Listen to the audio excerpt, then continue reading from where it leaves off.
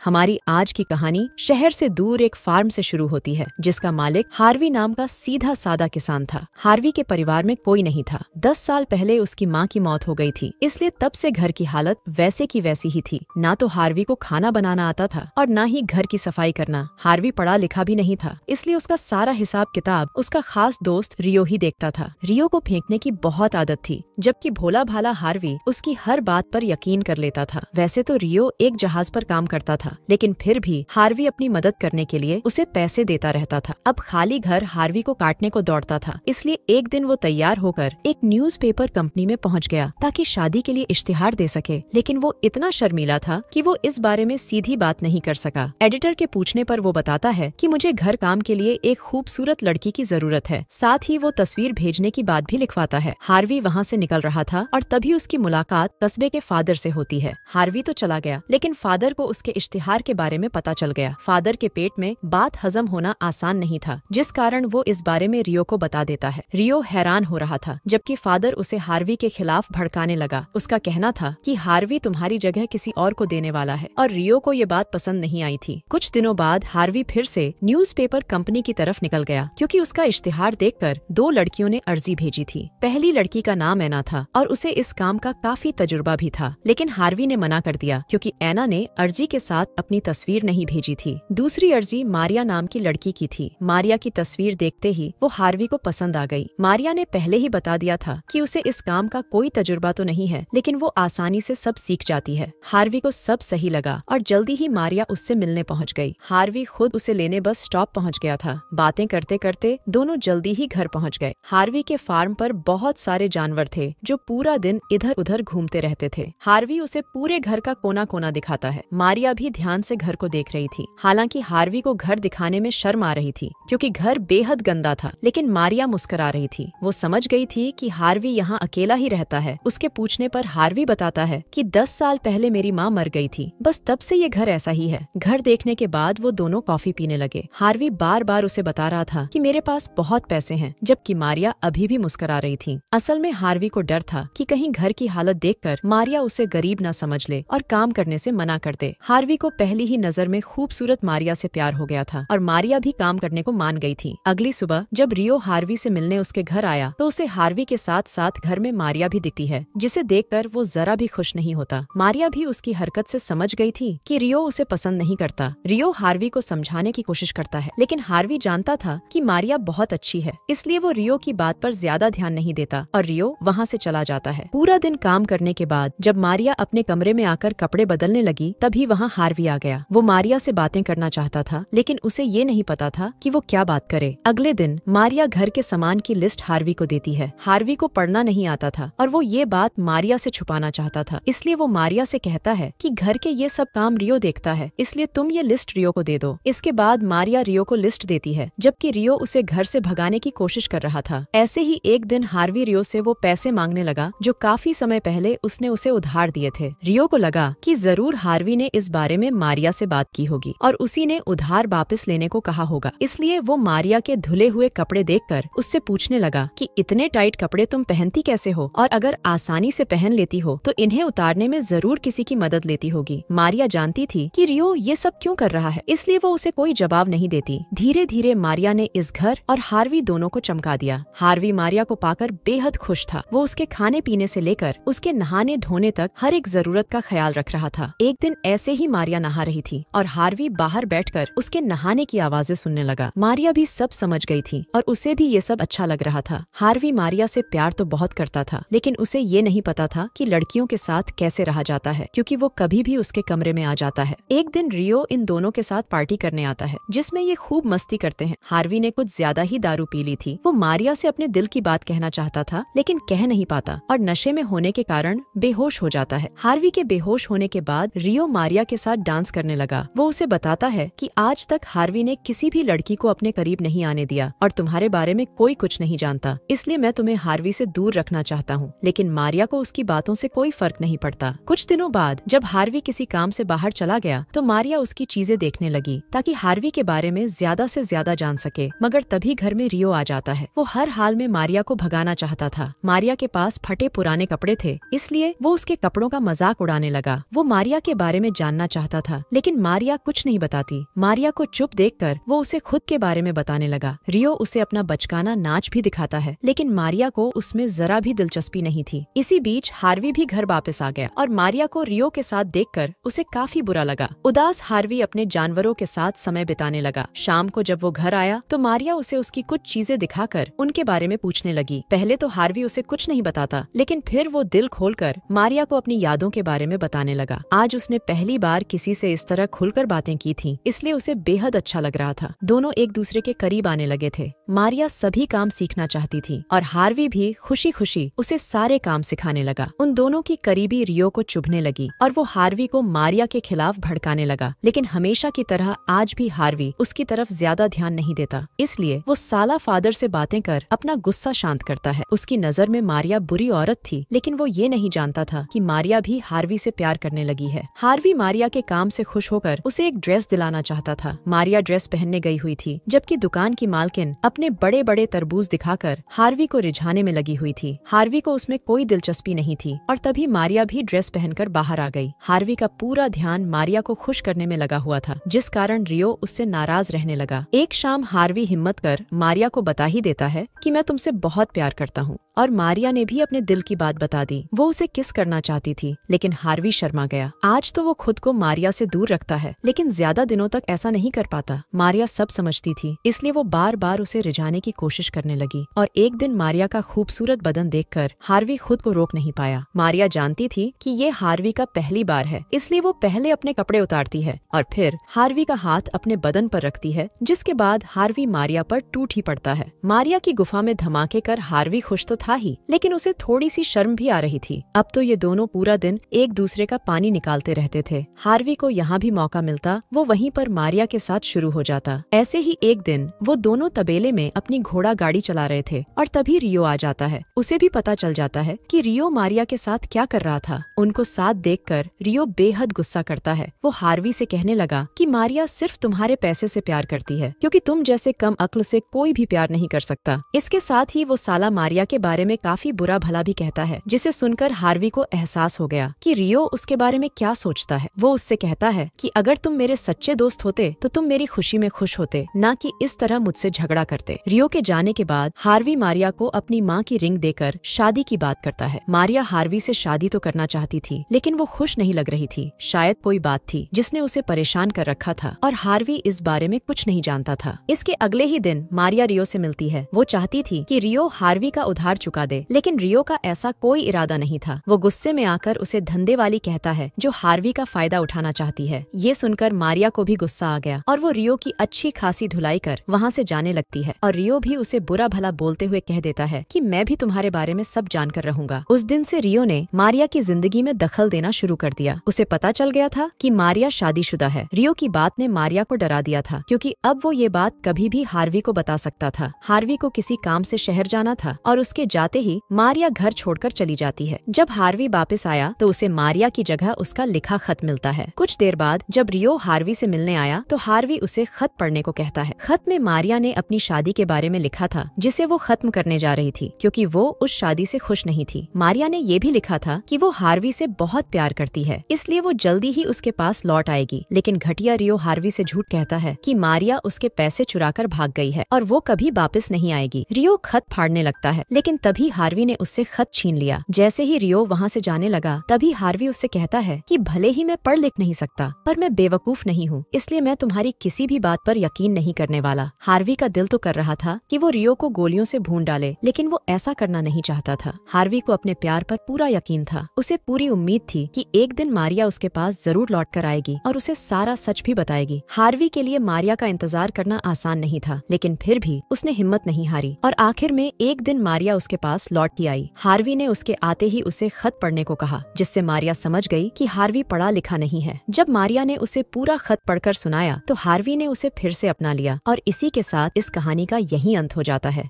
हमारी वीडियो देखने के लिए बहुत बहुत धन्यवाद। अगर आप ऐसी ही वीडियोस के दीवाने हैं तो प्लीज मेरे चैनल को जरूर सब्सक्राइब करें। मिलते हैं अगली वीडियो में, तब तक के लिए नमस्कार।